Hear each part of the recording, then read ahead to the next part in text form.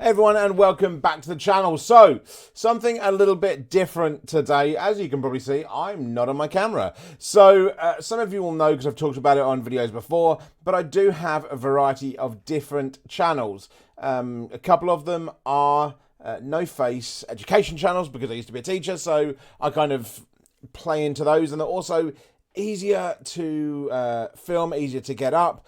And when I'm having any issues with my camera or anything like that, which I do when I'm traveling, they become really easy to do. So I just thought I'd try one out on this channel to kind of see if it works here, if people like it. Because it just means I can make a lot more videos for you guys. And it means when I'm traveling, it's not as bad, because obviously I was away in Florida for a couple of weeks and the camera and everything like that wasn't necessarily up to scratch of what I'd want it to be. But hey, so I'm going to do a review. I've done a few of these in the past, reviewing different game consoles. So like I've done the PlayStation and I've done PC gaming and things like that. But obviously before the Xbox, before the PlayStation 5, before PC gaming, there was what many would think of as the OG, which is the Atari 2600. Now, this is before, I'm going to guess, every single person's birth, including mine.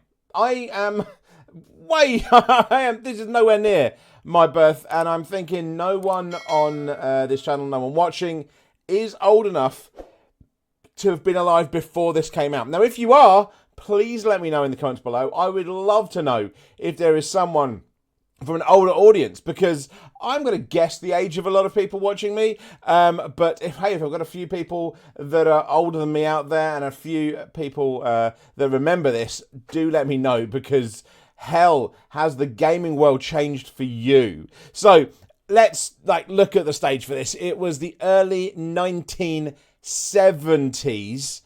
The video game industry was absolutely in its infancy. Like, we didn't have anything. There's no VR. There's no, connection to the internet. This stuff does not happen. But Nolan Bushnell and Ted Dabney were inspired by the early computer games and the growing popularity of arcades, because that's the kind of thing that did exist. But it was personal computing, kind of personal gaming that wasn't a thing.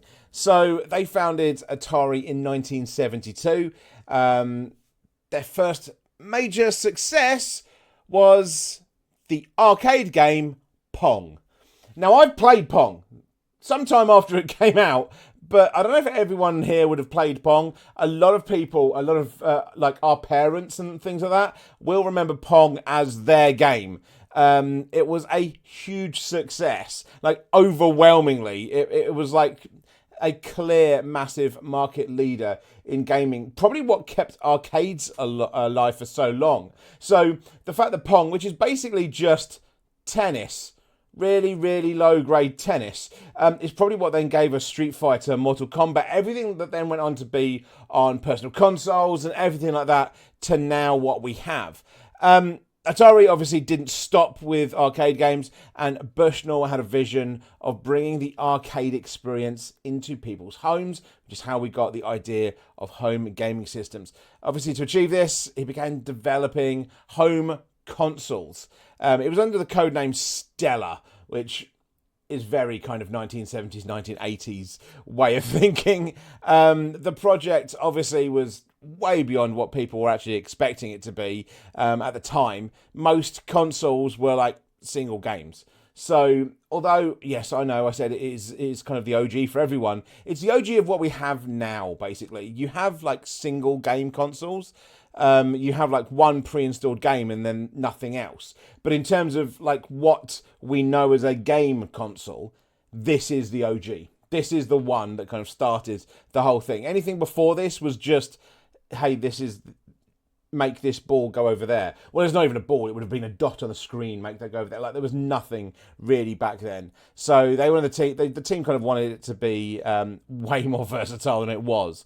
And obviously, this resulted in the Atari Video Computer System, or VCS, which is what we know as the Atari 2600. Now, some of you, as I say, won't have even heard of the Atari. It is an old school one. It launched on September 11th, 1977. So this is the company kind of founded 5 years before it, but 1977. This is the same year that Elvis died. And some people in here may not even know who Elvis is. That's how old this system is. The retail price was $200, which, to give you perspective, would be around $900 now. Now, the PlayStation 5, when it came out, wasn't in short supply in Europe. It was in America, but it wasn't in Europe. And I can tell you, even on resale, that thing was nowhere near $900.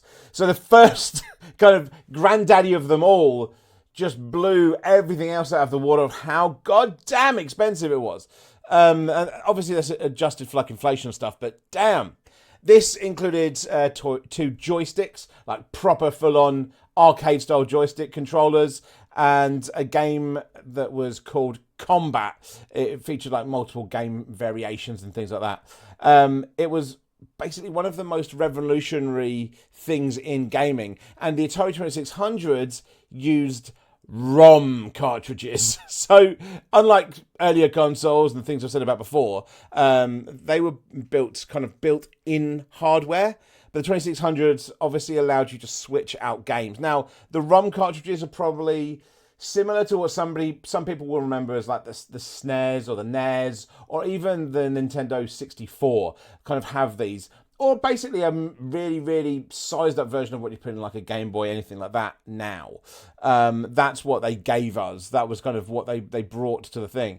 This opened up endless possibilities for new games. And in fact, although not something that's talked about that much because they've been completely like zoomed past for it by everyone else, they have actually brought out new games. Like, I'm talking about the last couple of years, because they acquired another gaming company and they've integrated into it. So you can literally get a 2600, the old, not a rebooted one, not a refurbished or anything like that, PlayStation did with the original PlayStation. Literally an original 1977 Atari 2600, and you can get brand new games for it. And that is crazy. So in the early days, the sales weren't exactly great, because unlike today, when we see the new PlayStation come out, we see the new handheld come out, we see the new Xbox come out, we see the new PC, whatever it is, we go, oh yeah, well that's tried and tested. We've seen this, we're going to do this. Great, bam, we've got it. Back then, we didn't have those kind of systems. Like I say, the only ones we had at home were a single game integrated built-in thing. We didn't have anything more. So this is very different from it. Something did change, however, in 1980, so 3 years after. And that was with something that I think will start to get people to realise and remember. It was Space Invaders. This was the first official licensing of an arcade game for home consoles. So, I mean, you see Space Invaders everywhere. I mean, Christ, you can actually get Space Invaders crisps or chips in the UK. They still exist. Like Space Invaders, inspired by the arcade game. So to have this massive arcade game that's still referenced in films today, referenced in Family Guy to this day, to have that on your console was where things did change. And so this was like a game changer, literally. So the sales of the Atari quadrupled in that year. 3 years after it was brought out, the sales went up by 4 times. I mean, imagine that nowadays. Suddenly you have an old system, you have the Xbox, you have something like that. It came out 3-4 years ago, and suddenly the sales go bang, and we see quadrupled sales from what we had before.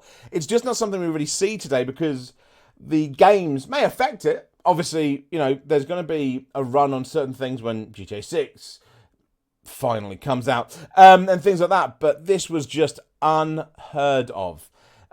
This obviously then encouraged other developers to create more games, and this led to things like Asteroids, Missile Command, and Pitfall. Like it really just pushed a lot of things forward.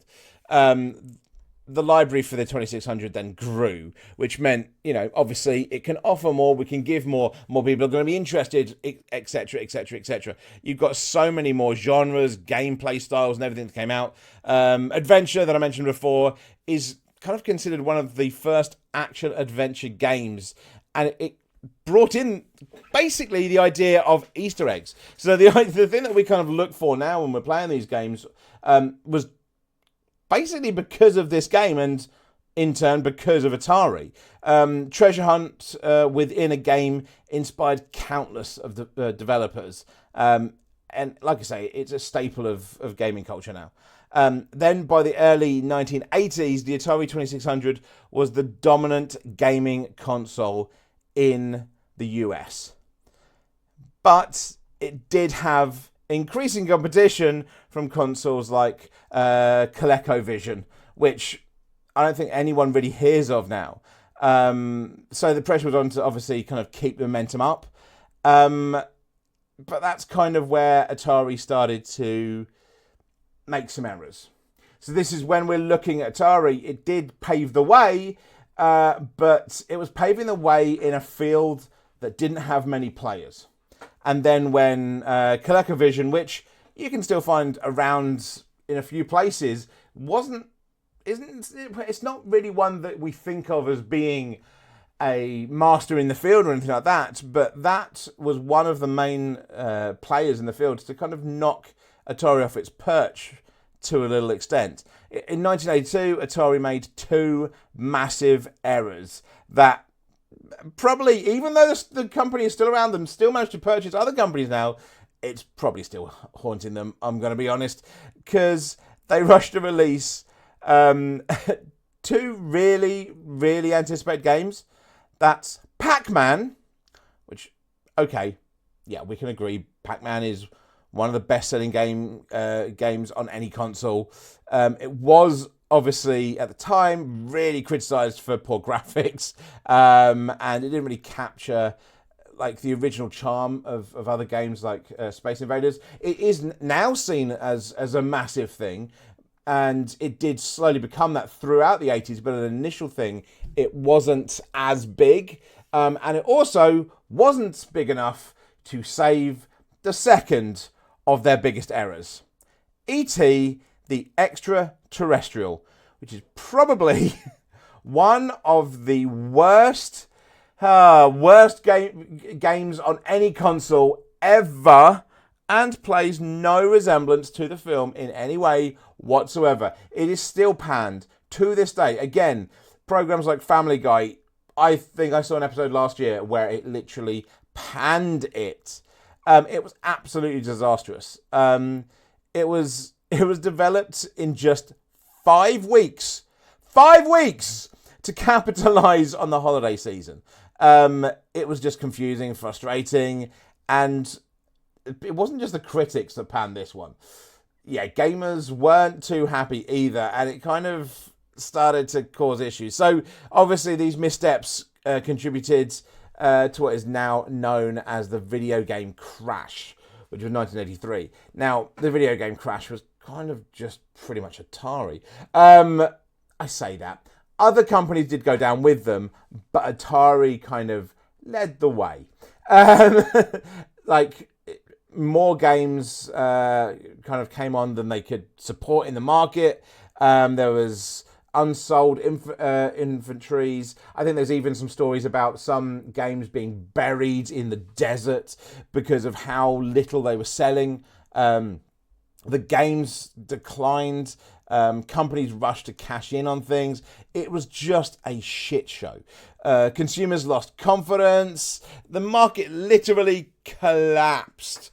And I have to say, I think games like E.T., Pac-Man, I think, although critics panned it, it did kind of bolster a little bit, but E.T. was the start of the end for things like Atari. And because they did it, everyone else jumped in, and that's what led them down. But it shrinked from $3.2 billion in 1983 to 2 years later, $100 million. That is absolutely massive reduction in the overall market for this. Because gaming today is bigger in money, more profit than Hollywood. It just is, but it's not even close. So to then have that in terms of the reduction down to 100 million 1995 is kind of, yeah. Now, obviously, over the years, it had a lot of struggles, but despite this, the Atari 2600 did actually continue to sell. Like, it was 1986 actually got a redesign, and it became way more budget friendly. As I said, it wasn't exactly that at first, but they brought out a new budget friendly version, and it was released with the tagline of "The fun is back," which is hopeful, if nothing else. You've just had the market crash from 83 to 85, and a year later you're going, yeah, let's bring the fun back. Which, the new model, along with a library of classic games, it kind of kept the console relevant for a few more years. And it wasn't until 1992, January 1st, actually, that the Atari 2600 finally ended. It was a 14-year retail outlay for the 2600. It is one of the longest selling home video game consoles of all time. But again, we have to remember it was kind of the only real one when things started out. When in 1977, when this first came out, it was the only boy in town. 1980, bolstered by games, and then within 2 or 3 years, it was under pressure. So yes, it was the longest, and it did keep going, but it seems more to have been a nostalgic thing than anything else. Obviously, the legacy, as I've said, the legacy of the Atari 2600 is huge. It laid the foundation for pretty much all of modern video games and the industry itself. It introduced concepts like interchangeable games, genres that we still have now, the culture of home gaming. Just the whole thing pretty much comes from Atari. Before this, we would have simply been in the arcades. And actually, some of the arcade games that we have now is kind of going back and forth because of Atari itself. Even after the production ended of the 2600s, it's kind of continued. In 2007, it was inducted into the National Toy Hall of Fame. So, although it feels a little bit underwhelming, the Toy Hall of Fame, for what it kind of did, but to get that in 2007 is awesome. Whether you're a fan of classics like Space Invaders, Pitfall, or Adventure, or you just like the history and the evolution of gaming, it's got to hold a special place. The 2600, the Atari 2600, go and check it out. Go and look it up from your history. Go and ask your parents. They probably played in it. It's got to have a special place in most gamers' hearts, just to kind of being there and starting it all for us. It kind of reminds us of the frontier that was hit with gaming. So the possibilities are really endless, even with things like the 2600. So I think in an overall review of the 2600, it's iconic because of being the first of its kind of type for bringing us the idea of gaming at home, but also those big games were the ones that kind of helped us see what was possible. Space Invaders made it big enough, kind of kept the arcade industry going. It allowed it to grow, and then bring things like Pac-Man, although panned a little bit with the critics. It did really start to show what was possible from home and give us, this channel. Probably a lot of people watching me who have their own channels like this or enjoy gaming. Even things like GeoGuessr, which is my mainstay for this channel for a lot of time. GeoGuessr wouldn't exist because we wouldn't have home gaming. So the whole concept kind of exists pretty much down to this. And it's incredible. So if you are of the age that you remember this happening, that you remember the downfall or anything like this, it'd be amazing to hear you in the comments, because I'd love to see who was around for this. Like I say, it's a little bit different. Obviously, you can tell a lot of the stuff I've kind of, made myself a little bit more of a script. I've done this a lot more similar to how I would do my educational channels, but a bit more bit more enthusiastically and similar to how I would do a normal video in this channel as well. But if you did like this, let me know, because I'd be intrigued as to whether you'd like something more like this. It doesn't have to be reviews, it's just that they work well under this this format. But yeah, let me know what you think of this format of video. If you hate it, that's cool. I completely understand. It is not for every channel, and obviously this channel is not built on videos like this, like my other channels are. So just let me know in the comments below. But I hope you enjoyed, and I'll see you again next time. Thanks, everyone.